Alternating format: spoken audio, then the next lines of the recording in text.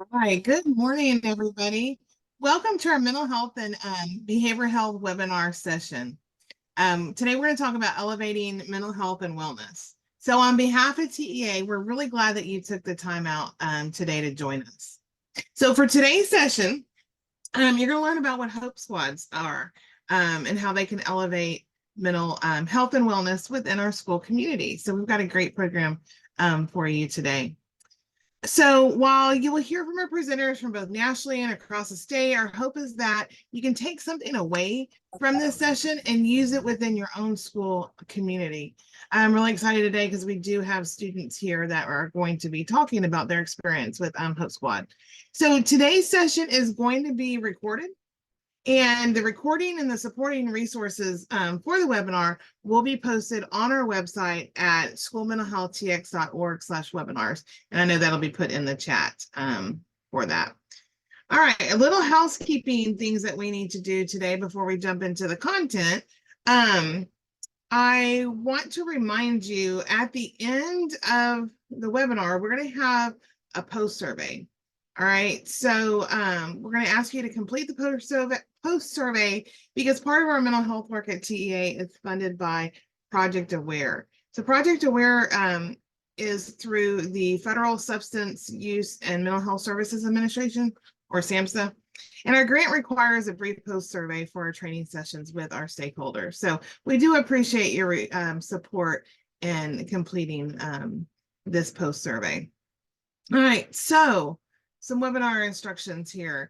We are going to use Zoom format, the Zoom webinar format, which means that participants can't share their audio or their video, all right? But we really want you to ask questions and we want you to be engaged. So in order to ask questions, we do ask that you put it in the Q&A function because our chat, it is wonderful throughout the sessions. The chat blows up and we tend to lose questions. So if you don't mind putting your questions in the Q&A and we will do our best to get those answered. All right. Let's talk about the chat function. Get familiar with that function. We're going to be adding some resources and some links throughout our time together. Feel free to utilize that chat as you see appropriate. Our last piece of housekeeping is a reminder. You will get 1 point CPE credits for educators for today's webinar for those who attend the whole session. So a CPE certificate will be sent within a week to the email address that you registered with. And this is the only way to get your certificate. We will not provide a CPE from TEA for the recordings. Now, in some past experience, we're noticing that the CPE emails may be getting sent to your junk mail. So definitely check that junk mail. It'll be coming from the mental and behavioral health email address from here at TEA. If you don't receive your certificate, please feel free to email us. All right. With that, let's get started. All right. So I'm going to hand it over to Dr. Molly Lopez, who's with our partners from the Southwest Mental Health Technology Transfer Center. So she's going to kick us off by framing how our topic today intersects with our Texas School Mental Health Framework. So Dr. Lopez. All right. Thank you so much, Tammy, and welcome everyone. I want to just start off by recognizing that we are here May 9th. May is annually recognized as Mental Health Awareness Month. And in particular, this week is Children's Mental Health Awareness Week. So it's a great time to be here together, thinking about how do we support our students and our staff in their mental health and well-being. And I want to thank you for your commitment and the time and energy that you put into creating spaces where people's mental health can be supported and folks can get access to services and supports if they need them. So thank you for being here. It's an important time, I think. All right, so I am with the MHTTC network. We are a SAMHSA-funded training and technical assistance center, so funded by the federal government to help support states and providers and schools across the country, and for us, a 5-state region there, to help support best practices around mental health. So we're excited to be able to be here with you and excited about this wonderful work that TEA is putting on. All right. So all of this is framed within this idea of how do we create a comprehensive school mental health system? And TEA has done an amazing job of trying to visualize, like, what does that really mean to have a comprehensive school mental health system? So this is our visual of that. And you all have probably seen this before if you've been on these webinars, but know that we've got at the center our school there that really focuses on our multidisciplinary teams, our structures for creating an MTSS focused on supporting students' mental health. And then we have our clouds, and our clouds capture some of the different content areas that become a part of how we think about the services and supports that we put in place for students. And then we have our pathway at the bottom, and our pathway reflects on the infrastructure that we know we need in order to put together a comprehensive school mental health system. We need to have teaming and planning. We need to be able to look at our needs and identify our resources and our strengths, etc. So we're going to talk today about Hope Squad and some of that work. So I wanted to highlight that this really falls within our system. Let me make sure I'm making this work. Around primarily suicide prevention, intervention, and postvention, and that really important cloud there in our visual. But that's not all. It also speaks to things like how are we creating systems for early identification and connection of young people who may need that additional support?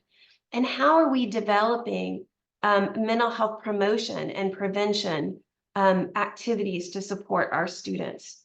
And you will probably identify some others that I haven't that are also supported. For example, positive youth development. I actually thought that was going to draw up, but kind of create, there it is. It is. Okay. You know, supporting student leadership and engagement around these topics. So lots of things that are being covered in our comprehensive school mental health within this discussion that we're going to have today. Including building some of those skills, right, for developing relationships, managing our emotions, thinking through how do we problem solve when we're struggling, get access to services, supports that we may need. Lastly, creating a positive, safe, and supportive school climate is a part of all of this work. One other thing I wanted to leave you with as we shift over is kind of, again, recognizing that it is Children's Mental Health Week.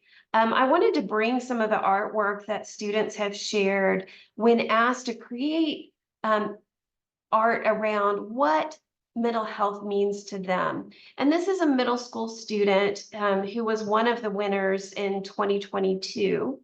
And I just thought it was very relevant to what we're going to talk about today. So you see a student in the middle dressed in green with many things going through their head, things that look distressing, that look concerning, probably reflecting worries, concerns, areas that they're really stressed out about. We're not seeing that in the space where they are, right? It's up in those thoughts. And then we've got two students on either side of them. And you can see they're walking close with that student. One has his arm around the student. They're really providing some of that support. And the artist shared as a part of their submission that they wanted for anyone looking at this piece to know that you're not alone. That even though it may feel impossible, to keep pushing and trying, and that they hope that this piece inspires them to never give up. So I wanted to leave us with that as we shift in there, because I think our students communicate the importance of this so well for us. Thank you, Tammy. Awesome. Thank you so much, Dr. Lopez, for sharing that and really talking about how Hope Squad really connects into our comprehensive framework for Texas school mental health. So thank you so much for that, Dr. Lopez. So now talking about Hope Squads, right? You will hear from some of the national staff at Hope Squad to take a deeper dive into what Hope Squads are and how they can impact mental health promotion and awareness in school communities. So now I'm going to pass it over to our colleagues from Hope Squad, with Jeff Crow and Aaron. Great. Thank you so much, Ashton. Let me go ahead and share my screen and we will dive in. Dr. Lopez, thank you so much for sharing the framework as well as that wonderful piece of artwork by Shreya. I think it's fantastic. Let me go ahead and put it in presenter mode here. And what a wonderful week to have this opportunity to present to everybody on this call. Seeing the participants on this call too is amazing. Over 230 people joining us. And I just want to make some quick introductions. So my name is Jeff Crow. I'm the Director of Sales here at Hope Squad. And I am joined by Dr. Erin Forbes. And Dr. Forbes is a former educator and principal, and she manages our central region here at Hope Squad, as well as the great state of Texas. And so, Jeff, I'm going to throw you off for a second, but it's very important to note I have 17 years, well, 18 years in Texas education. thank you so much, Dr. Forbes. I appreciate that. And I am so honored to have Dr. Forbes on the call with us today and to have this opportunity to share a little bit more about Hope Squad and the power of connection. So as we dive into this, I want to start off by talking about what Hope Squad is. And so Hope Squad is an evidence-based peer-to-peer suicide prevention program. And when you think about the program, it is built around connection. It's very, very powerful. And as we jump into this, I want you to do a quick little activity with me. So for a moment, I would like everybody on this call to imagine that you are sitting inside an auditorium. It can be at a middle school or even a high school. And just imagine for a moment that you have 756 students around you. Imagine the sounds that you hear and the things that you see. And then imagine this, this shocking statistic. 1 out of 5 of these students around you have seriously considered suicide. And I think this visual portrays this very, very well because out of that 756 auditorium, 151 of those students have those thoughts of suicide. And if we break this down further, 1 out of 6 have actually made a plan for suicide. 1 out of 10 have actually attempted suicide. And since the pandemic, 60% of US teen girls have persistent feelings of sadness and hopelessness. And so the reason why I want to share this visual is because this is such a huge public health issue and challenge that we're all facing today. The second leading cause of death among youths between 14 and 18 is in fact death by suicide. And so as this presents a challenge for public health, there are so many students that are suffering from so many challenges in their own lives and so much that are out of their control in this world. And if every student that had these thoughts stood up and needed to speak with a mental health expert, we would break the system. And so it's very important to have groups like Hope Squad within these schools because we can help expand the mental health awareness and also that connectiveness with students and also with the staff. And so at this point, we're going to talk about some of the foundational pieces of Hope Squad. And so Hope Squad is really based on the CDC's recommendation to promote student well-being. And so their recommendations have 6 different pillars, and we lean really heavily into the pillar of connectedness. So we enhance connectedness not just with students, but staff and the rest of the community and families as well. Jeff, next one for me, please. You go ahead and clear all 3 of them out. Yeah. And so what we're doing in a Hope Squad is we're teaching a peer-nominated group of students how to relationship build in a way that's healthy for the students on campus, but also for the campus culture as a whole.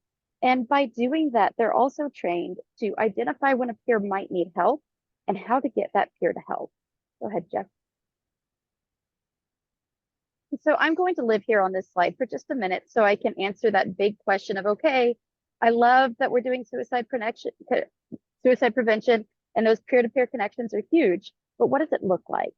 And so, like I said, it's a group that's nominated by their peers, but before we do the peer nomination, an advisor is picked on the school. And we always recommend that you have more than one advisor because starting a program as a team lift, it's healthier for the adults too. And at Hope Squad, we care about the well-being of our adults and give them a lot of support.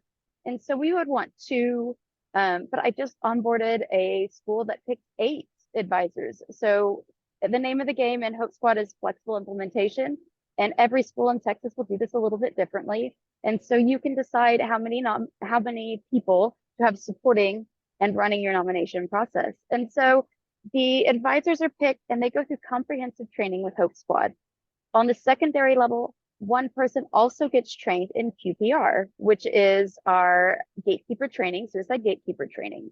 And so the members of Hope Squad are trained to note signs of distress in their peers. And it's going to look something very similar to this.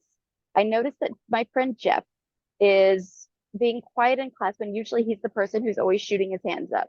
And I'm concerned about that pattern. So as a Hope Squad member, I've been trained to question, persuade, and refer. So I question Jeff, hey, Jeff, is everything okay? You're acting a little different. I'm worried about you. And then Jeff shares that things are really stressful at home. And I am taught that I am not a mental health professional or a therapist. And so I'm taught to connect Jeff with somebody who can help. And so I say, my Hope Squad advisor is really good talking me through some things. Would you come and meet with that person with me?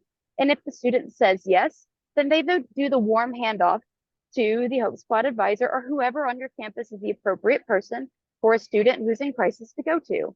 If the student says no, our Hope Squad students are trained to share that they're concerned anyways. And so in that way, they're looking out for the campus and they're the ears to the ground for the campuses. And so that's the suicide gatekeeper training, but that's not the only piece that the Hope Squad students do. That's actually maybe just half, because the Hope Squad then they take lessons that are given to the Hope Squad members by their advisors. And Jeff, if you could go ahead and advance the slide. And so inside of the Hope Squad, and this is actually pictures from Prosper ISD up in North Texas, where our Hope Squad members will be talking to you from. And so at the bottom where it says, what is Hope Squad? I was super proud of this team because when I met with them, they said on this poster, and this is not a Hope Squad thing, this is from the mouths of the students, our greatest hope is to ensure that everyone feels seen, loved, and heard. And this Hope Squad was all about connectedness. They shared with me how their band, their dance team, they had a art display about hope up as well. And the students all talked about how they really connected the school together. At the top was another high school, and they were all doing their Hope Week. And so they had dress up days, and I got to witness them doing intentional outreach in their cafeteria with their peers and getting those outreach items directly up into their Instagram because they were very well connected online. And so one of the slides that isn't here, because I am very respectful of students' privacy, is I went into a middle school classroom, and in that classroom, a student stood up and gave a presentation that her squad members, the students themselves, had made about how to reduce stress.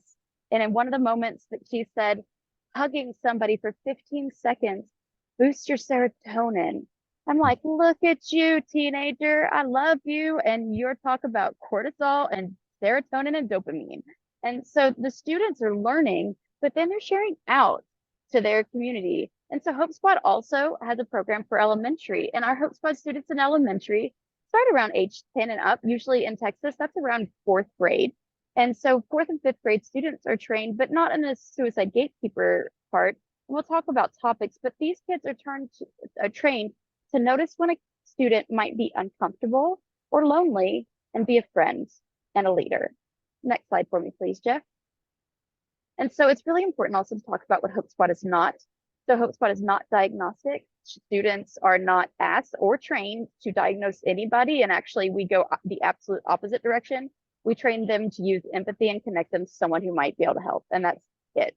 Students are not acting as mental health professionals. In fact, there's an entire lesson that all of our Hope Squads go through about setting personal boundaries and making sure that their boundaries aren't broken in any of these process and personally. And one of those boundaries is you are not a therapist. And so your job is a connection piece. And my favorite as a Texas principal, I felt like I was always putting out fires. And that's a really behind the eight ball sort of way to feel. And so Hope Squad is a proactive way to be working on the culture of your campus and identifying those kids who might be a boiling tea kettle with no release before they have a crisis. And then finally, it's not dangerous to talk about suicide. We have 30 years of suicide research that tells us that that's just not a thing and that the opposite is true. Talking about death by suicide is a way to destigmatize and make people feel as though they are able to have someone to talk to. And in Hope Squad, we do some data collection, and what one of our studies has found, a peer-reviewed study, has found that a successful Hope Squad actually increases all students' self-help seeking. And so the sign of a healthy Hope Squad is that students who aren't Hope Squad members are coming to counseling and to therapists to say, I think I need some help. Go ahead, Jeff. Yeah. Thanks, Dr. Forbes. I love hearing all of your stories, and every time I hear them, it just it just brings a smile to my face. And so one thing that I want to talk about is that Hope Squad is approved by the SPRC, and so we are actually listed on their best practices registry, and we are certified and approved through 2028. And this is a great honor, but our program has been reviewed by experts to ensure that it aligns with those guidelines. And the other thing to note about Hope Squad too is that we have done extensive research, and we've also done a lot of publications with some of these academic institutions. And so it's a huge piece to what we do with the program, and having that evidence-based backing by these institutions and the research that our team does really helps us continue to build upon the product and the program itself. And I want to share a couple statistics here with you as well. So I'm going to bring all four of these up on the screen and focus on two of these. We have talked with many, many administrators and advisors throughout the country, and they have all reported very positive feedback on a number of different things that Hope Squads do within their schools. And so the first one I want to talk about is the top left here. 92% of administrators agree that Hope Squads in the school contribute to a safe environment. I think many of you can attest to this, that the environments in schools today are questionable sometimes. And so having a safe school environment and a team like Hope Squad to improve that environment has a major impact on all of the students in the school. The second one that I want to call out here is the bottom right side. 98% of advisors agree that their school's Hope Squad members know where and how to get help for the peers that are struggling. And so, it's very common for students to talk to other students. They're sometimes more comfortable talking to peers as opposed to adults. And so we equip our students within Hope Squads to recognize and understand what to do with that information, and how to help their fellow students and peers. And so Hope Squad has a tremendous positive impact in multiple areas, but these are some great statistics, and we're very happy with what the Hope Squad teams are doing within their own schools. Erin, I'll turn this back over to you. You can go ahead and hit them all the way through, Jeff. So one of the things with that last statistic that I do want to point out is that sometimes adults get scared for the kids who are in Hope Squad. And one thing that I want to bring to the forefront is that this is a student nominated group of students. And the question that we ask is, who do you go to when you need a listener? The bottom line is that these students are already having these conversations and without a toolbox. And so what Hope Squad is doing is giving them the protective factors of knowing how to connect a friend to help. And in many cases, that feels very empowering to the students. And so with Hope Squad, we're not just about peer-to-peer. That's part of it, and that's the beauty of Hope Squad, but we also support our advisors. Remember that I said that the mental health of our adults is also incredibly important to Hope Squad.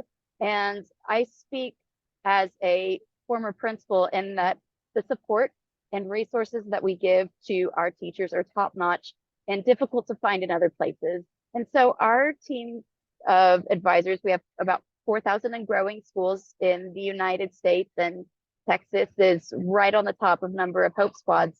And so all of our advisors are getting comprehensive coaching, and they have access to online support. And the online support could look like putting in a ticket, but we also have a semi social media page where they're able to share their what's going on, or maybe what they're struggling with, what great things are happening in their squad with the 4,000 advisors that we have across the United States. And so they're getting support, but they're also getting content and resources. And this is my favorite part, because people say, okay, Erin, this is wonderful, but it's another thing. I'm not sure if we can take on another program, because our teachers, they're stressed, and I hear you. And what's lovely about Hope Squad, and I just talked to a year one advisor who shared this with me. She said, I'm just so in love with the lessons, because our lessons are planned down to the granular. So every time they meet with their squad, they have absolutely everything they need to run a successful meeting. But she said, I can look at it in the morning and run a successful meeting that morning with engaging activities. And there's very few resources out there that you can be that successful with only a few minutes prep. And so we also have flexible implementation. People ask me, Erin, what size will my Hope Squad be? When will they meet? Is this before and after school? Is it a class? And the answer is yes. It could be any of those things. And so my job as your connection to Hope Squad is I work individually with districts and schools, just depending on how we're setting this up, to where I help you understand what's going to fit best in your campus. Hope Squad doesn't put you in a box. And then finally, of course, like Jeff said, we're always researching our own practice and making updates to make sure that we stay evidence-based. Go ahead, Jeff.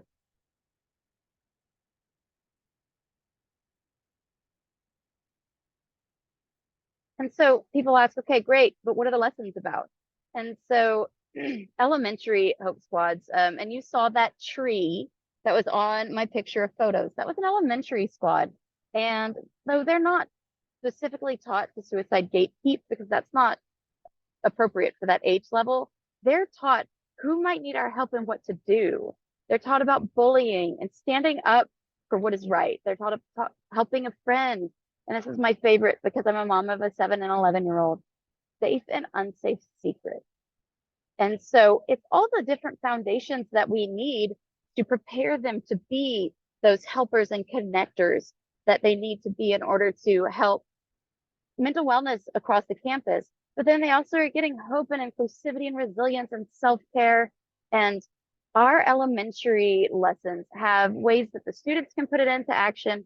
They have ways that the whole school could be in this, but also it has a literary piece where 3 to 5 books are suggested that can be read alouds in the classroom, or a personal recommendation for a student. And so the literary connection is also a piece that our elementary teachers really enjoy. Next slide for me, Jeff. And then secondary, we get deeper because they're ready for it. And so we do suicide prevention and leadership, but also different from the elementary curriculum, we add in school safety, interpersonal communication, and that topic that every educator loves, social media and healthy conflict resolution. If we can facilitate healthy conflict resolution across our campuses, imagine what impact your Hope Squad students will be having. And then finally, of course, that gatekeeper piece, question, persuade, refer, which is QPR. And so I'm going to end my piece here because we have people who are doing the Hope Squad work here to talk with you. But I just wanted to give you a quick message from me and Jeff. It's hard to take any time out of your day as an educator to do anything but responding to students. And so we just recognize that you just being here is a huge step for your community, and you're putting the needs of your students first. And we really thank you for that.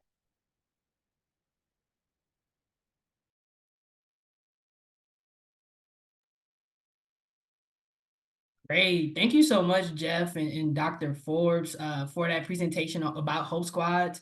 I really appreciated how you all started off as well in terms of Hope Squads using that power of connection to promote well-being. I really enjoyed that piece, and that's something that I hope other folks can get out of it as well. So again, thank you all. For the audience, if you would like to ask Jeff and Dr. Forbes a question, you can put it in the Q&A function.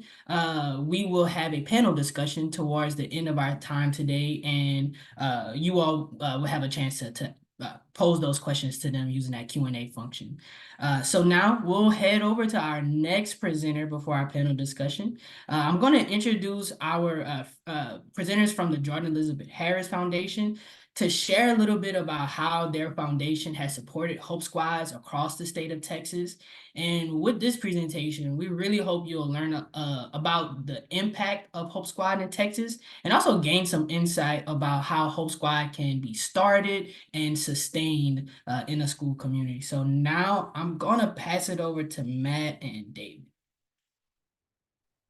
Thank you, Ashton. We're really excited to be here. And the Jordan Elizabeth Harris Foundation was instrumental in actually bringing Hope Squad out of Utah. We were the first organization to bring them to Texas, and then helped implement White Settlement ISD, which became the first district to do a district-wide implementation.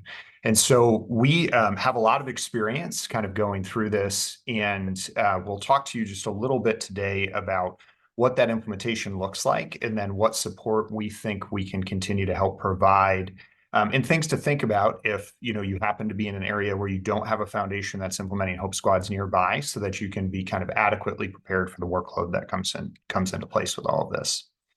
So the first thing that we really want to start off with, though, and this is, I think, a really important part, is we want to reframe a little bit of the suicide discussion. And the reason for that is that we're in Texas. You all have school boards. We go to school board meetings. We have people who kind of push back on these programs. There has to be at least one person on this call right now who's like, hey, this is all great. You don't know the parents at my school. This is what we deal with kind of on a daily basis. And so the way we want to think about this is really begin kind of coming back to what is the root of suicide. And the root is really, you have somebody, an individual, who no longer cares if they live or die. And the important thing here is that a lot of our societal aspects are based on the idea that you want to live a healthy, productive life. You're afraid of prison, you're afraid of health issues, you're afraid of all of these other things because you want to live a really long time. If that goes away, many of the disincentives that we have for behavior are no longer effective, and sometimes they're even counterproductive. And so what we find is that there's this real huge correlation between suicidal behavior and drugs, alcohol, violence, abuse, mass violence, and shootings. In fact, when it comes to school shootings, 75% are known to have a suicide component. For mass shootings overall, it's close to 90%. And so there are a lot of different angles that we can approach this from. But a really important thing is to remember that these suicide prevention programs have tremendously different outcomes beyond just preventing suicide and putting mental health care at the forefront. They're also providing these various services for you to kind of look at from a school perspective. Why this is important was actually mentioned during the Hope Squad presentation. This is the Youth Risk Behavior Survey from 2022. You're seeing these trends continue to go up, and are all kind of red flags across the state and across the nation.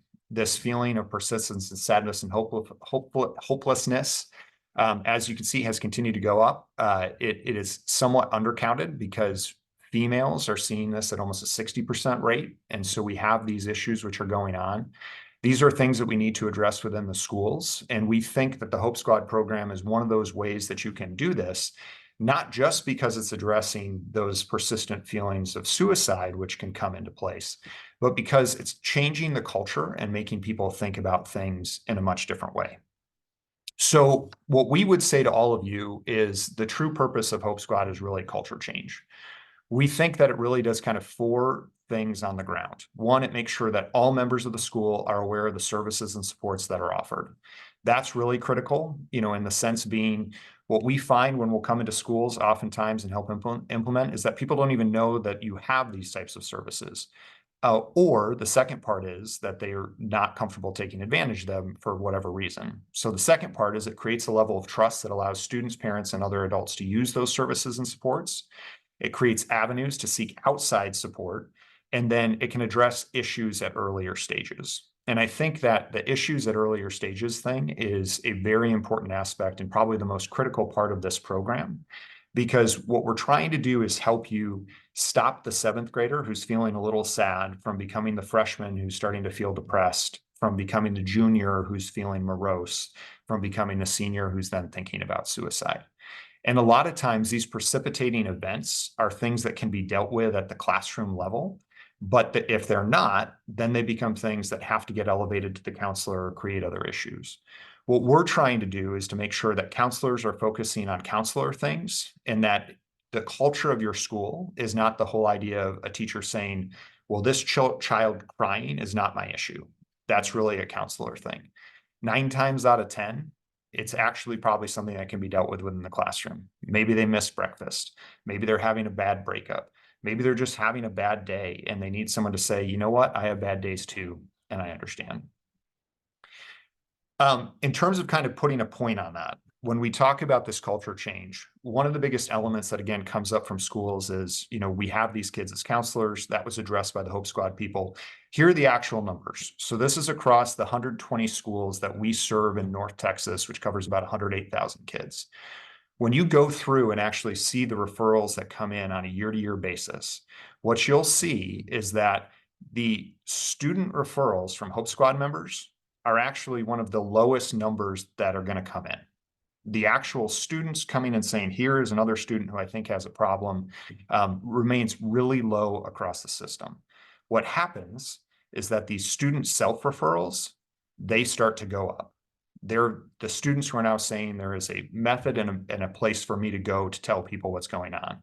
Your faculty referrals are going to go up. Your non-faculty staff referrals are going to go up. And your parent referrals are going to wind up going up. And so, ultimately what happens is that there is a change within the school culture. It leads to everybody understanding this is a problem everyone has to be responsive to, and allows us to look at that in a much different way. So let's talk about the workflow analysis, because I think this is a really important aspect. What does this mean, and what kind of support do you need? So we come in and provide a lot of required support.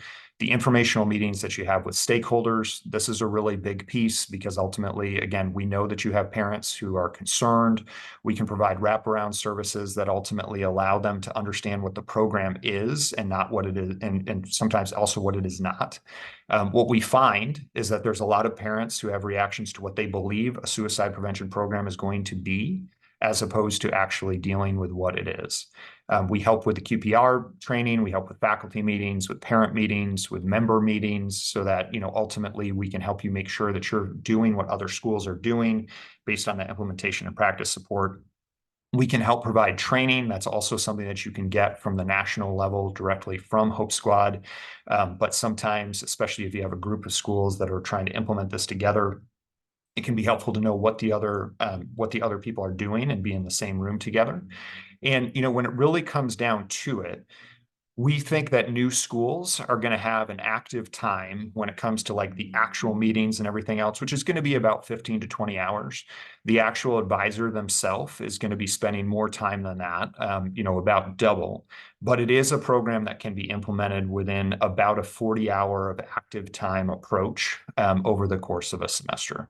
What it looks like for the year is essentially like this. You're going to have a spike of work, which really kind of comes from July to October when you're kind of getting everything set up. Then it's going to slow down a little bit until you get back in January and February, and then it'll start again. And then there'll be a little bit of cleanup to kind of do at May. But that's, as you are a leader thinking about, who can handle this, it really has to be somebody who's pretty organized and has that availability and those kind of times throughout the course of the year. Pragmatically then, what the main supports we provide, really kind of come down to these 5 things. Experience, again, we've helped implement Hope Squad in over 120 schools in North Texas. We know what parents are going to say. We know what teachers are going to say. We know what principals are going to say. We're always kind of happy to share those aspects. We want to provide community connections. So we work with every major hospital system in North Texas. We work with most mental health providers. And so we can connect you with other people who can help. We don't always think that school-based mental health care is going to be the best for your environment. You may be in a position because of where your kids live or the reality of the services that are available to you that there needs to be community partnerships, and we can let you know what those things are. We provide parent support, mainly through having very difficult discussions with parents. And usually what we find is if we come in and actually show to parents, this is what QPR actually is, many times the response shifts from we can't have suicide prevention programs within the school to every student needs to go through this program. And that happens across the spectrum from Title I schools to very wealthy districts. We help with the task support because we know there are just elements to this that require time, and especially if you're a teacher, anything that's pulling you away from that instructional aspect can be a problem. And so we're helping with those aspects. And then finally, really helping with the Hope Week support, which you saw some pictures of. We want to let you know what the trends are, what other schools are doing, help provide speakers, really any way that we can kind of put all of those things together. I'm going to pause there just real quick and turn it over to David to see if he has anything to add, because he is actually the boots on the ground who meets with the counselors and teachers and implements all of this. Yeah, no, thank you. And huge snaps for Matt, huge snaps to the Hope Squad team. I'm really glad everybody's here. I've been doing this work now for almost 4 years, implementing in schools. I'm a Hope Squad master trainer. I'm also a QPR master trainer, which is a huge component with Hope Squad. And when we talk about that education piece, QPR is an excellent tool. I know I was looking through the chat a second ago and seeing, is this, or I think one of the questions even was, is this similar to youth mental health or teen mental health first aid?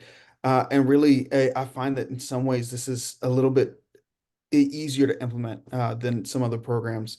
But at the same time, as Matt is saying, it does take some work. And this is where the Jordan Elizabeth Harris Foundation comes in. And when you have this, you're able to have this partnership with people who are here on the ground, have been doing this work, because it really, like any program is going to take some time to implement. I'd say the bulk of the work, like similar to what Matt was saying, we're talking besides the onboarding, getting trained, getting, understanding those aspects of, the background aspects of the program. We're talking to get the program started, it's going to take you about a month to a month and a half. So 4 to 6 weeks to get things started at the beginning of the year. And we help through that process. I've visited this week, I think 6 Hope Squad schools this week alone. But the idea is I'm coming in and we're providing that support on the ground. I'm having these conversations. Okay, let's make plans for the fall. Let's plan for 6 weeks of implementation time from the time you start having faculty meetings, presenting what Hope Squad is to the rest of the faculty, doing QPR trainings for them, to the point that you're actually able to have your first Hope Squad meeting with your set Hope Squad members. We're talking 4 to 6 weeks of planning and getting that together. We're here to help out with that. I know as I'm looking at folks that are here on this call, we're looking at people who are you're usually pretty stretched thin as it is. You've got a lot of reporting to do. You've got a lot of work to do with students. I've had many meetings that have gotten canceled because an emergency is happening on campus and we need to go put a fire out. But that's what we're here for. We're here to help you do the steps that you don't always have the time to do right now, but you would like to do, and we're able to do that for you, right? Because ultimately, after you get past that beginning of the implementation process, meeting with Hope Squad members on a regular basis is actually the easy part. I think Aaron pointed this out. Dr. Forbes pointed this part out, that really that curriculum is very, very, very well laid out. I mean, it's incredible from the point that you're not only having, probably 15 minutes of reading time to kind of prepare yourself for the lesson. Each slide says, this is the slide. Here's what you say. You ask this. Here's the activity. These are the materials you need. I literally presented one presentation this week for one of the lessons this week for a Hope Squad in Arlington ISD, and I didn't have a lot of time to prepare for it myself, but I was ready, and we were able to do that lesson without a hitch, and I spent probably 15 to 20 minutes of preparation on it. But again, it's one of those things that, because the bulk of the work is going to be the actual implementation of the program, later on you'll see that actually running the program makes it, the rest of it is actually much easier to maintain. Um, but ultimately, what we're doing here is as a foundation, we're here to support you. We come in on campuses. I've provided QPR, and for those who aren't familiar with QPR stands for Question, Persuade, and Refer. It's a 1 hour training that teaches you those 3 steps to help save a life. I've provided countless trainings for faculties and staffs of many of the schools that we provide services for. I'm also a QPR master trainer, so I train trainers, and so that's one of the capabilities we're able to do here in house at the Jordan Elizabeth Harris Foundation, is as part of the, because that there is this great partnership between the QPR Institute and Hope Squad. We want you to be able to teach those skills in your own communities and really set you up ultimately for success, to be able to sustain a program like this over the long haul. And what we find is and what I find hopeful is this piece, and I'll wrap up with this part right here. When we talk about student self-referral, when we talk about the early interventions that we're able to do because Hope Squad is in place, I was having a conversation with the Hope Squad advisor here in our area, and she's an advisor at a middle school, and she we got the program going, and it did take a little bit of work the first year. The second year it was much easier. The implementation process was much easier, but by the second year, and now they're into the third year, what she started to notice was multiple times she had Hope Squad members come up to her and say, "Hey, I have a friend that right here that really wants to talk with me. Can we have some space real quick to have a quick conversation?" And she'd give them the space. She'd crack the door of her office, and she'd step out for a minute, and she's listening in. After the conversation, maybe 5 or 10 minutes, they're leaving the conversation. There's not The Hope Squad member came back to the advisor and said, "Hey, it wasn't anything serious. They were just going through something hard, and they really wanted to talk to somebody, but they feel better now." These Hope Squad kids are learning how to have these conversations ahead of time. We're not training them to be therapists. We're not training them to be counselors. We're not training them to do any of those things. They understand where they fit in, but they're able to have these conversations that are not high stakes before they become something more serious. They're learning how to help their friends through situations that are difficult to manage at that age before it escalates to even a suicide ideation. And so we know how, especially with youth, how quick that progression can be. And so for them to be able to hold that space to have those conversations, that to me is early intervention. That to me is before suicide has even entered the picture as a thought. They're able to have these conversations. And then those who are considering suicide are actually going to get the help they need from the counselor. And that's what I find very hopeful about the Hope Squad program. And I love that we as a foundation get to be here to help you implement that, and make that a reality on your campus.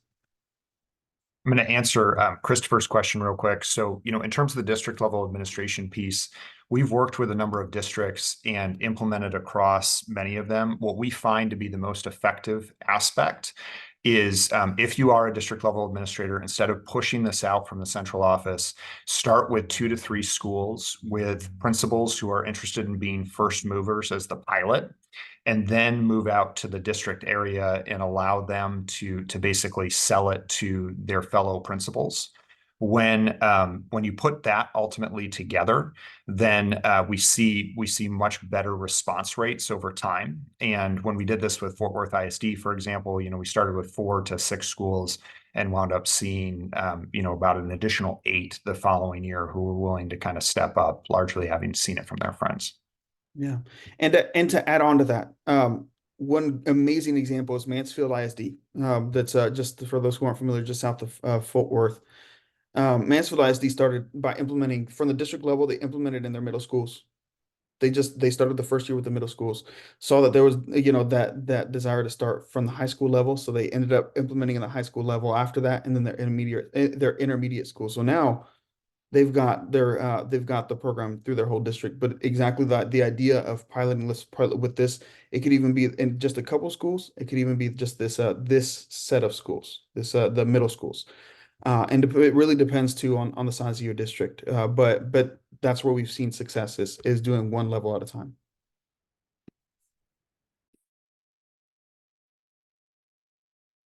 And just with this final question from Brenda. So Brenda, we don't pay for the curriculum. That's ultimately something that's paid directly through and to Hope Squad.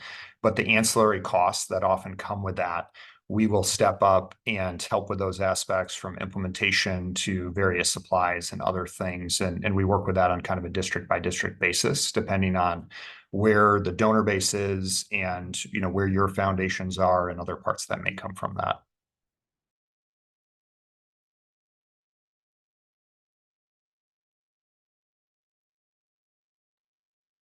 All right. Thank you so much, Matt and David, for that very awesome presentation. I think one of the things that I got out of that, right, is of course phenomenal sharing of statistics and really talking about how you all are supporting Hope Squad. But one of the things that I'm seeing too, right, is you all are a great example of being able to leverage resources. So districts being able to leverage their community partners and the resources that their community partners have to support Hope Squad or even other parts of school mental health implementation, right? Whether that's connecting with a community partner for funding support or any other types of implementation support. So thank you all so much for being a great example of how we can utilize our community partners to really support our kiddos when it comes to school mental health in Texas.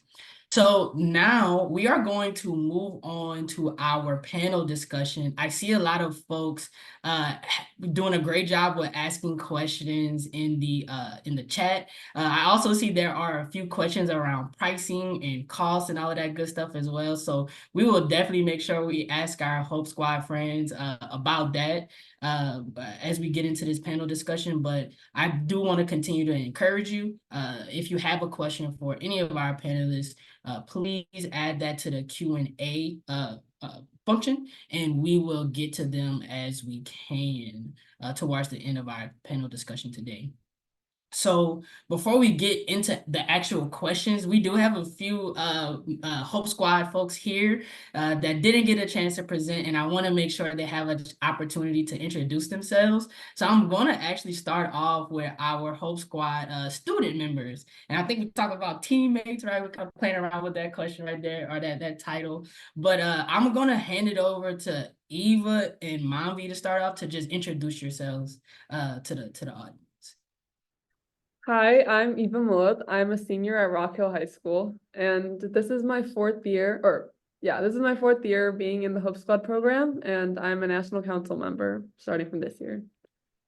My name is Manvi Srivastav. I'm also a senior at Rock Hill High School in Frisco, Texas, and I am the co-president of the Hope Squad National Council, and I have been a part of my school's Hope Squad for 4 years. Nice. And then Savannah.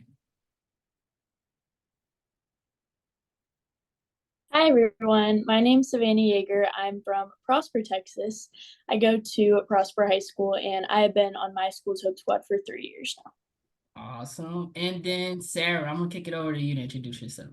Hi, my name's Sarah Anderson, and I am a former Hope Squad advisor and the current advisor of the Hope Squad National Council. Awesome. Thank you so much. So a few of our presenters alluded to us having students on today to talk about Hope Squad. And I actually I'm sure a lot of you are probably clamoring to hear from our students that we have today. So I'm going to start it off with you with our students, right? So in the presentation before, I saw a really, really neat example of how you all are really impacting like school culture and the campus climate, right? Y'all had the really need posters around Hope Squad and the quote itself. So this first question, I'm gonna kick it off with Manvi to start us off. But how have you seen Hope Squad being able to impact the culture and how students are interacting with each other, or even like teachers as well? But how has it impacted the culture of your school that you've seen? So I used to live in Illinois for 11 years and we didn't have a Hope Squad where I went. And so in general, like mental health was like really stigmatized and people weren't really open to talking about depression or anxiety. It was more like a hush hush topic. But then I moved to Texas, and with the Hope Squad program, just having it around just made that stigma go away almost. Like people are so much more open to talking about their feelings. And it honestly is because there is a Hope Squad, knowing that there is a resource there and that there is a program to promote suicide awareness, which is something like if my old school had, that I feel like more people would be more open to talking about their feelings. So just having a Hope Squad around just really changed the culture and stigma around mental health. Thank you for sharing that. Savannah, I kind of see you nodding your head. Do you have anything you might want to add to that about how it's impacting the culture on your campus? Yes, I completely agree with what she was saying. I just think the spirit weeks that were mentioned prior, we also do that at our school, and I think it's just like a light when you walk in. Teenagers typically aren't thrilled to be walking into high school every day. It's kind of a like them dragging their feet just to get the attendance and take the tests and do the assignments, that kind of thing. So just seeing stuff around the school to make it a little bit more cheerful, I think is definitely helpful, and Hope Squad is a huge part of that. Yeah, I think one of the things we kind of mentioned to start it off, right, was around those relationships and that connectedness, right? So being able to have Hope Squad on, one of the things I'm hearing is you all are really able to boost up kind of morale on campus, and having is kind of like what Mommy was mentioning, right? Like having kiddos be able to talk a little bit more to each other, students to talk a little bit more to each other on campus as well. So thank you for sharing that. What about you, Sarah? Have you heard from kind of your workings with Hope Squads how it might have been impacting school climate as well? Yeah, one of the most powerful things that I've had the privilege of seeing now in my current role as a National Council Advisor is I've gotten to work with advisors of other Hope Squads. And just last night, I was actually at a banquet for a Hope Squad that has the school has over 900 students in each class, so it's a huge school. But the relationships that Hope Squad has been able to build and the connection focus that it's brought to their school has allowed their school, even with thousands of students, to just build meaningful connections and make that vulnerability and connection part of the culture in the school. And it's just an amazing thing to see in a school of that size. When I was an advisor, I just thought it was so powerful to see that kids, like Manvi said, it didn't just destigmatize conversations about mental health. It let students know, A, they could have the conversations, but also it let them know where they could turn to for help. They didn't just go to Hope Squad members, but because the Hope Squad members had normalized the conversations and created connections, they knew where to go to get help, be it the students or the counselors or a trusted adult in the school building. So really the power of connection that Hope Squad focuses on just has really had positive impacts on all the communities that I've seen it in. Awesome. Thank you so much. All right. So sticking with thinking about like from the student perspective, right? This one I'll actually start this one off with you, Eva. So from a student's perspective, what has been a part of Hope Squad meant to you, right? So like really, having that kind of leadership role on your campus, right? And like knowing that your peers nominated you to be a part of Hope Squad, what has that meant for you? I think being a part of Hope Squad has meant a huge thing to me because it's helped me help other people, and it's also helped me help myself, which in a way is a part of Hope Squad. It helps. Something our advisor always says is in order to fill other people's cup, you need to have your cup filled. And I think being on Hope Squad has really showed that tremendously, that it's not just about like being able to help people, you're also able to help yourself.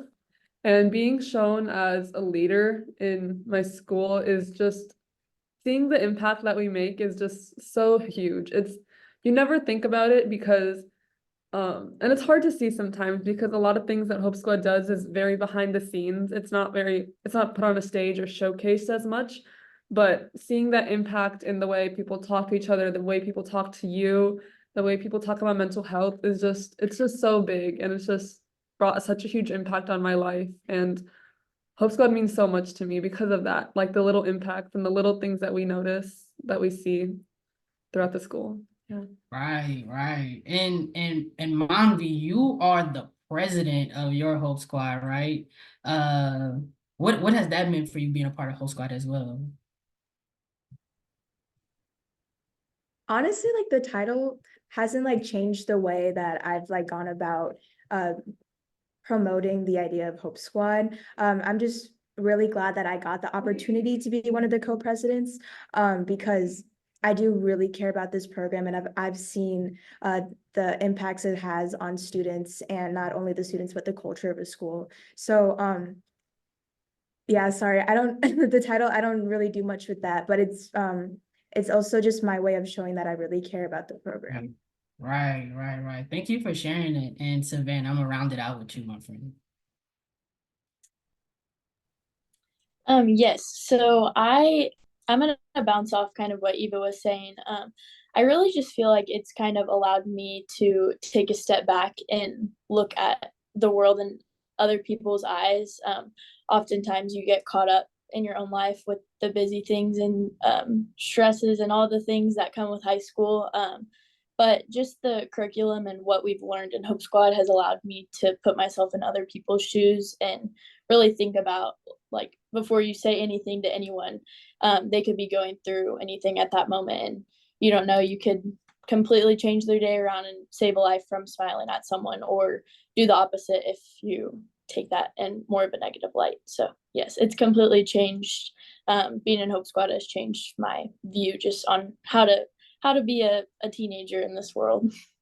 Right. I appreciate that, right? Really just thinking about how Hope Squad can, change the culture of a school universally, right? But then also those members who are a part of Hope Squad, their school's Hope Squad, being a part of that leadership, and kind of, again, that positive youth development that's going on. It definitely seems like you all are learning some lessons that I wish I would have learned maybe a little bit earlier in the game as well. Even the point right about you can't pour from an empty cup. I think a lot of adults are still probably learning that lesson right now. So I'm really excited to hear how much Hope Squad has really helped you all in your development and created a positive experience in high school for you while you've been there. So thank you for sharing all of that. This next question is kind of more so from the adult perspective, right? Of really trying to implement Hope Squad, or even being a teacher on the campus that's implementing Hope Squad. Matt and David, you all kind of started off your presentation talking a little bit about some data that you've seen from the districts that you support. So I'm really interested to hear as well, what feedback have you heard from other adults, including school staff and even parents, about Hope Squad, right? Like what have you all been hearing from the adults that are supporting Hope Squad? Yeah, so what I find is once we get the Hope Squad program going, and once people start to see the impact that Hope Squads have on the campus, it's overwhelmingly positive. It's overwhelmingly positive of wow, I feel like this is making a real difference on our campus. I have parents saying, hey, my kid is actually talking about what they're going through. They have the words to verbalize what they're feeling, and the words to verbalize what the experience is. You have teachers on campus who are saying, I've been having a bad day, but so this is one thing that I find exciting about Hope Squad is Hope Squad members also take initiative not just to impact students, but also to impact faculty. And I've had multiple Hope Squad say, hey, let's do something for faculty today. And they'll do something nice. And I've had faculty members say, I love when I see them around because I've gotten this from them, and they're encouraging to me just to see youth that are excited about mental health and wellness. And so once we have the program up, it's overwhelmingly positive. And so that's one thing that I can say is exciting about Hope Squad. Yeah. I'll jump in with just one other aspect on that too. You know, we're obviously very high in the program and we think everything is great. I know some of the questions that the educators are going to have is like, but what are the negatives? What are the negatives parents are going to say? So, you know, just two things on that. The first one we actually hear usually comes from the staff. And we'll get from the administration a lot of times the sense of, but if we do this program, what if we find out we have a problem and then we're not equipped to handle it? And we always say two things to that. I mean, first of all, if you're sitting down in a house which is on fire and you think that there's smoke and your whole response is, we probably shouldn't leave the house because, you know, if we go out the house, we might find out that there's fire in it. That's a really silly approach. And, you know, ultimately there are plenty of resources which are available, but you have to bring attention to that problem first. In fact, if you bring attention to the problem, resources will come out of the woodwork because they absolutely exist. And then the second part is usually just the sense of, well, are you going to make all of our kids counselors? And, you know, and that's another one which is actually pretty easy to handle because you've got students on this call who will tell you that is exactly not what happens in any way, shape, or form. And so, you know, we think those things are pretty easy to answer, but those tend to be the most common responses. For sharing that. Anybody else might like to add to that response at all? So I'd actually love to. Oh no, Savannah, you go. Your No, voice is I'll way go more next. You important. first.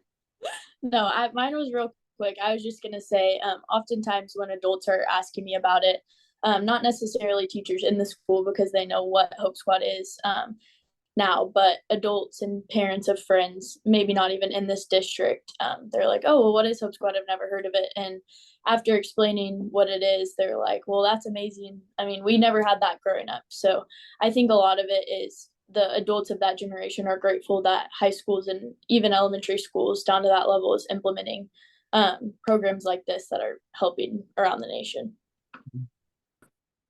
So I'd like to add, and I hope that you all are getting the same sense of this. Our Hope Squad students are our best advocates, and we all feel really inspired by what they're doing. And so I spoke with the superintendent in Prosper, where these students are, and she says, anytime I'm talking about Hope Squad, or anytime Hope Squad is with us, all the adults pull her aside and say, hey, can we talk about that hope thing? Because the students are amazing and they love what they do for people. And so all it takes is being able to connect with these kids to see the value and impact of that it's having on their lives and on the lives of their community. Because ultimately in Prosper, I've heard that there's been a big shift in the way the community looks at mental health as well. And when I was there, they were preparing for their Hope Walk. Not every school does this. They have it in their stadium, and the community comes out to walk the stadium with them in support of mental health initiatives.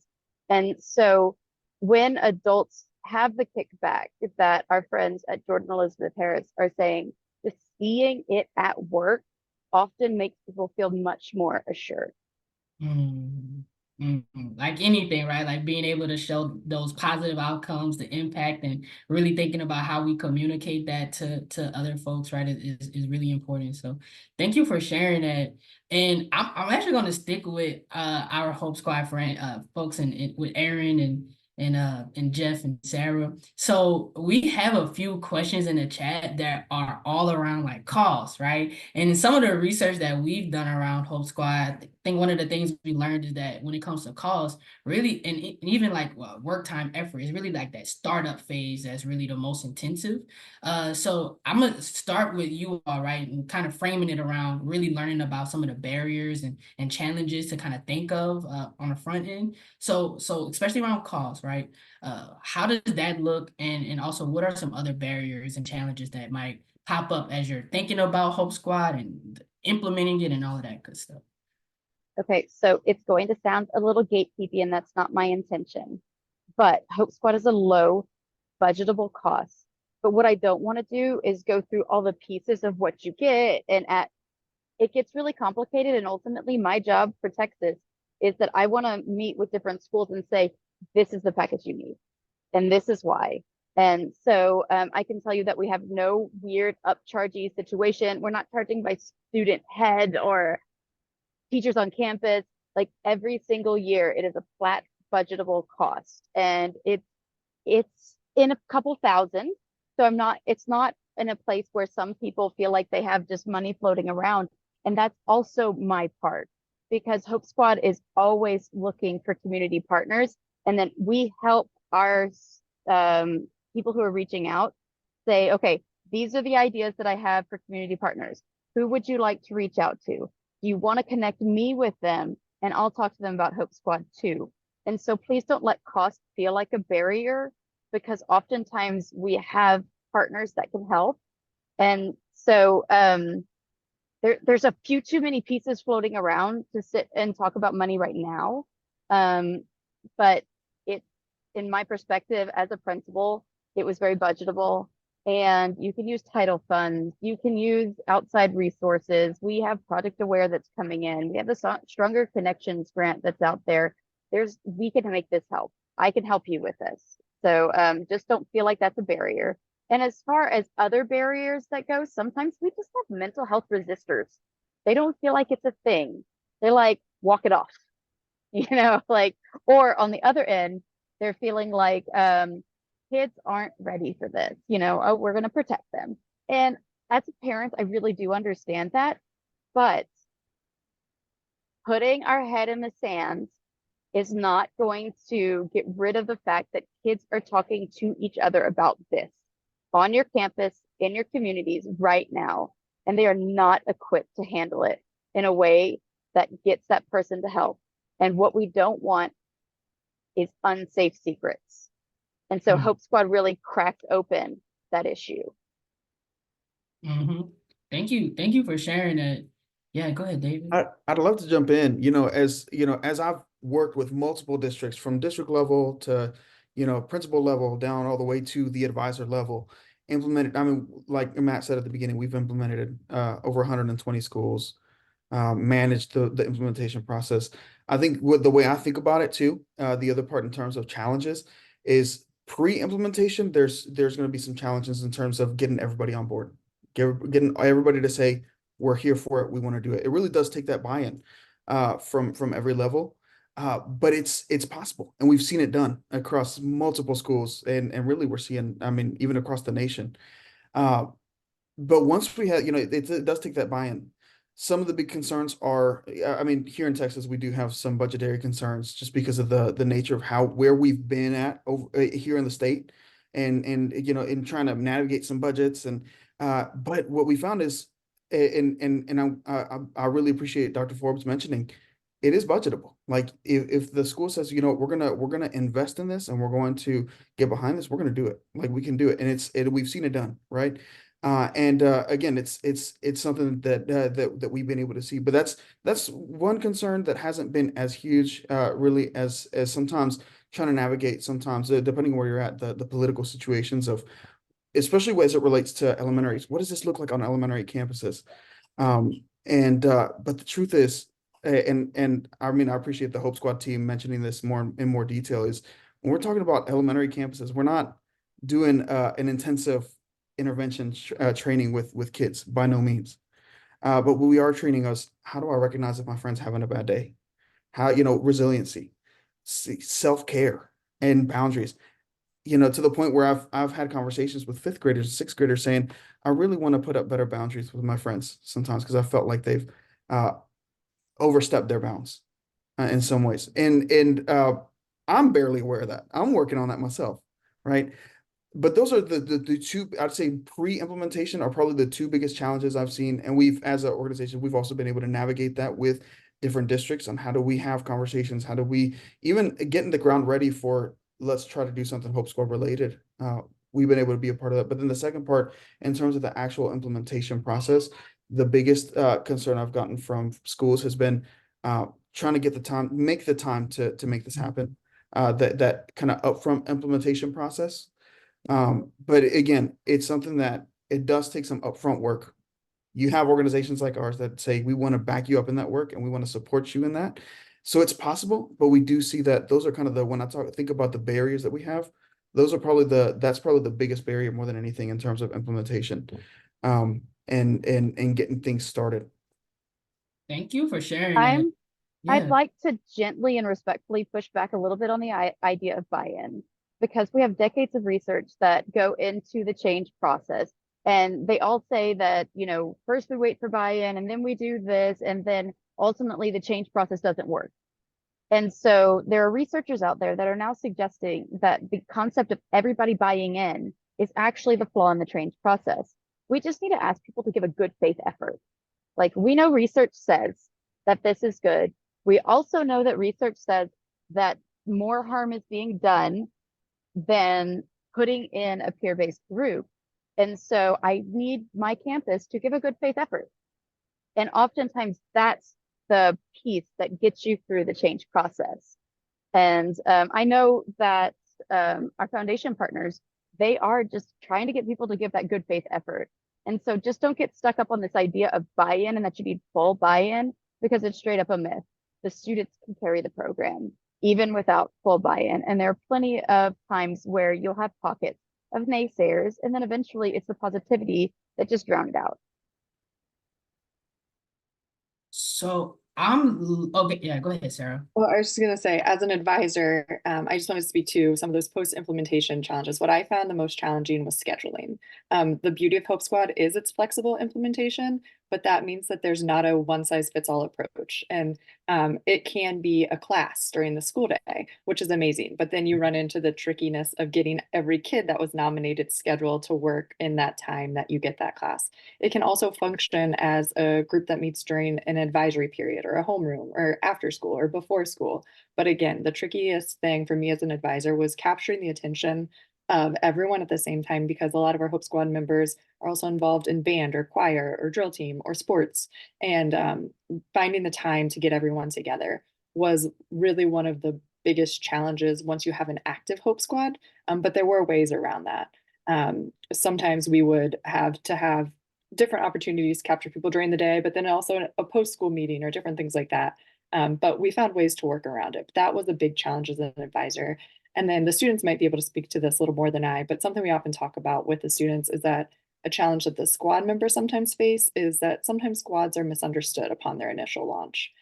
People think it's an exclusive club, or that someone's going to tell on someone because of their feelings or something they've shared or things like that. But I think most squads find that good faith efforts in terms of building rapport among the community really go a long way to helping them be better understood. A lot of squads will do little reach out activities like hope floats, where they'll give out root beer floats, or they'll give out lifesaver candies, or they just do things to make themselves visible in the community and let themselves become more known. And I think that those simple outreach activities really go a long way to building positive associations with what the squad is and what they stand for. So as an advisor, those were the two biggest challenges I saw once we were up and running, but they weren't insurmountable by any means. Ooh. I saw Eva, Mommy, and Savannah. They were like big snaps to that one. Is there anything y'all might like to add, Eva, Mommy, or Savannah, around like what you do as a Hope Squad member, right? To clear up any confusion folks might have? So we actually, our school opened up 4 years ago. So we were there for the implementation process of our Hope Squad. And there is definitely a barrier to starting one, because you're having these students from like different middle schools that were supposed to be zoned to another high school, voting on friends, and sometimes that can turn into a popularity contest if not done correctly. So we did have some students within the Hope Squad that didn't have a really good reputation. So it's always just one bad seed that just spoils all the other ones. But the longer that we had our Hope Squad up and running, the more we were able to weed out those kids that just got nominated because they asked their friends to, because as teachers, we had more steps to the Hope Squad process. Like, we had to write an essay, we had to make a video. And it's just to get rid of those bad kids. And honestly, like, our reputation in Rock Hill now is a lot better than it was our opening year. People are actually way more comfortable than they were 4 years ago to come talk to the Hope Squad. And that only took 3 years. So if you are worried that that kind of reputation will last long, it will go away eventually. You just need to make sure that the process is I wouldn't say rigorous, but it should be in depth. Because just a simple nomination can be misleading sometimes. But you'll get past the barriers from implementation really quickly. To piggyback on what Mamvi was saying, just for people that might not be quite as familiar with the nomination process, the beauty of the nomination process is that it can capture kids from all groups of the school. And so it's not just one group of students represented on the Hope Squad. And it can be a challenging process. I'm sure that the Jordan and Elizabeth, I see them nodding along. I'm sure that they're able to help you guys through that process and help you know how to capture a good representative of the student body, because you're not just wanting those kids that are on student government or this group or that group or the other group represented, because the idea is to be the eyes and the ears of the building, and everyone needs to be represented in that group. And so we speak about the nomination process without some of the audience maybe understanding what that means. So I just kind of wanted to touch on that a little more. But I think that making sure that all those groups are represented also goes a long way to helping kind of ease the misunderstandings among what they are, because the more students, friends, peers that you have in there, the easier the smoother that understanding spreads amongst the student body. I just wanted to add on to something about the nomination process and tie it in with something that Erin was talking about.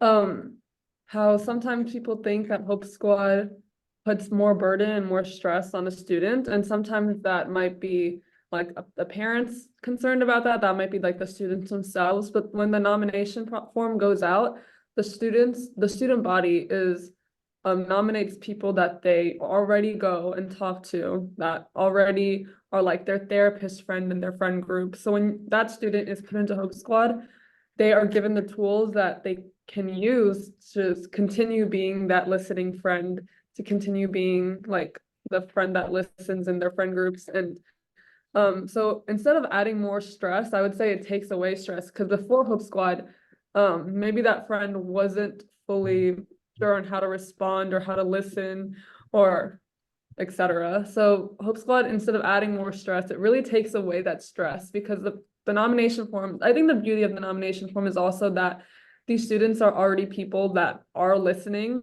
that already are great friends. So whenever they are put into Hope Squad, that stress is taken away from them, because now they know how to actively listen, where to go when their friend is struggling, who to talk to. So Yeah. And I want to pause here for a second. Tammy, do we have any audience Q&As that we might want to get to before we wrap up the discussion? Everyone's done an amazing job of kind of answering them as they come. We do have one question from Julia, about just reiterating what grade levels and age groups can benefit from the program.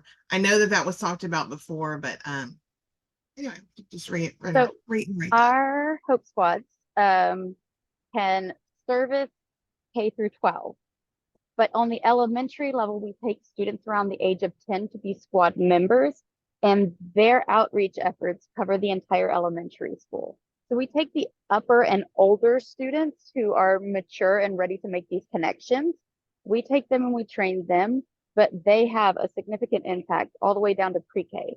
And so we have curriculum for what we just call elementary and secondary, but then we take the preteen years and we do a slightly different lesson than we would do for a high school student. And so it's developmentally appropriate at all three levels. Thank you. One more, Lawrence had left us. We got Savannah. We got Savannah here. Go ahead, Savannah. Oh, sorry, Savannah. That's okay. I was gonna touch on that. I had the opportunity to be on my middle school Hope Squad in 8th grade. It was the first, it was the introduction to our town. No one really knew what it was. And I know curriculum has developed a lot in those 5 years, just because Hope Squad higher up, more people are working up there and doing a lot to make Hope Squads happen. But we learned a lot more depression and anxiety, mental health disorder. We learned a lot more about that in middle school. And while we still do learn about that in high school, because it's a huge thing in teens, we shifted more to the suicide prevention, just because unfortunately the the rates higher as you get older. But yeah, I've seen both sides of that, and I think it was very beneficial at the middle school level as well as the high school level. So it's a little bit of a different side for someone coming from a student. Yeah, no, thank you, Savannah. We have time for one more, Ashton. Yes, ma'am. Okay, so this is one that Lawrence has in the chat. He has a statement, but it comes in a good question. We know that on the school campuses, time is a big issue. And earlier, y'all had spoken about different outreach activities. Can you give some suggestions on how you did that and how you battled the time crunch? Okay, that's so I'm gonna give you a tiny blip, and then I'm gonna pass it back to the students because I've seen them make time work during the school day. And so though some campuses are using like a leadership class, and I can tell you the PEAMS code that they're using too, and they do it as an elective, that's great. But we have schools that do it before and after school if that's what works for them. We have them doing it during advisory, doing it during homeroom, and plenty of schools that are meeting just during their lunchtime. Give the advisor that lunch period off, and they do pulling of kids and then outreach to kids. And so at the high school level, I was able to see lunchtime activities. And I know you guys have a class, but talk about some of the tiny things that you and your advisor are able to just squeeze in for fun. That's not after school. I could touch on this. So I was in the Hope Squad class last year, and while I'm very grateful for that, our school, unfortunately, we're only able to take it 1 year to get credit for the course. After that, you're grandfathered into the program and you can sign up for service opportunities, but you're unable to take the class again. So this year on the National Council, I've been more voluntary work than the behind the scenes work. So the people in the class are able to set up the lunch activities mentioned, but then there's always a sign up genius sent out for any lunch opportunities. You can sign up during your lunch to work the table. Before and after school opportunities have also been sent out to us. So just little stuff like that. And it's not even like if you don't have a class and it's just a club, y'all can come up with certain things that some students could go out of their way to do, but even just the advisor to set up something quick.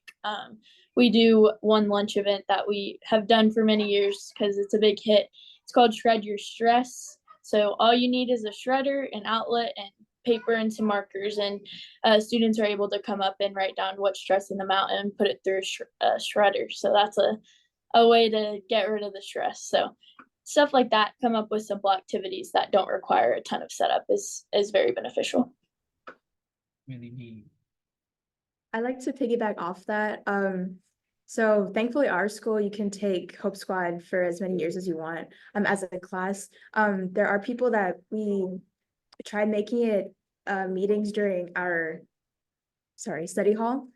We would meet during study hall just to talk about what we're planning to do for the rest of the month. Another outreach thing that we still do is dress up days for a week. Like for Hope Week, we'd have dress up days. For Drug Awareness Week, we have dress up days, and that's just like a really simple, like nothing we have to do. All we have to say is like, hey, here's a day that you can dress up for, and that's already reaching out to the rest of the student body, like getting them aware that this week is supposed to represent drug awareness and suicide awareness.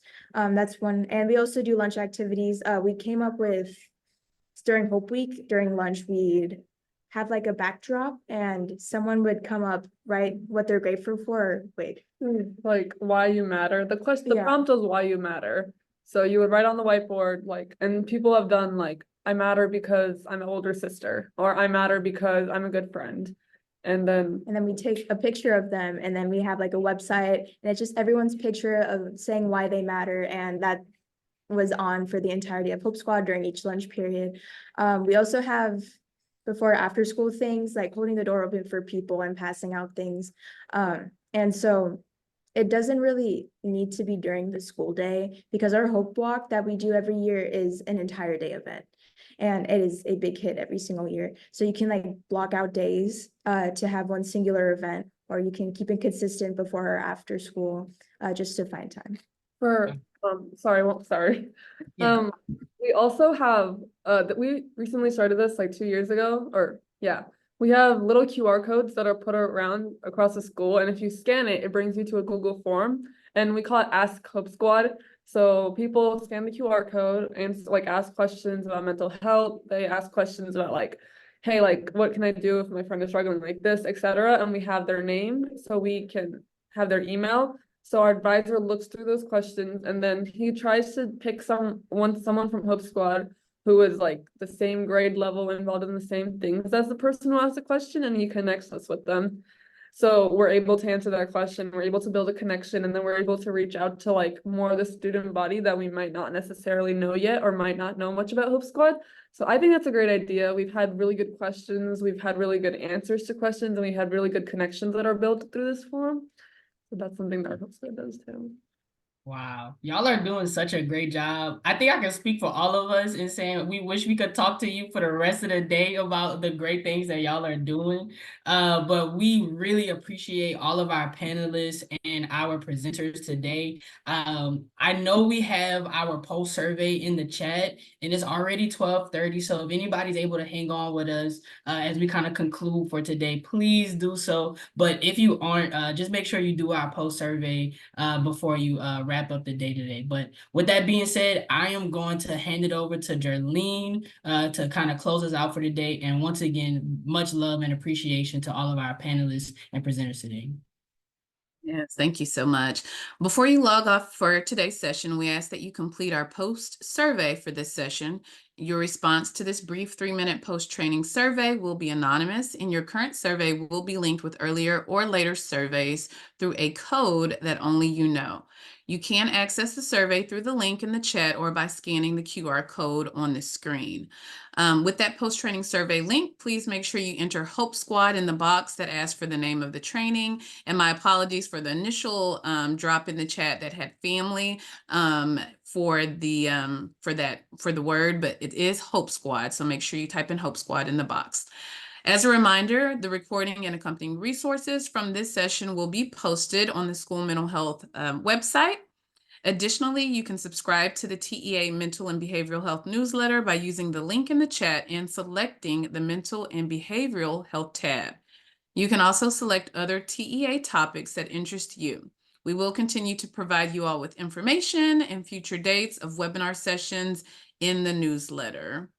For those who have attended the whole session, CPE certificates will be emailed to the email address you used to register within 1 week. Thank you all so much for joining our session today, and thank you again to all of our presenters.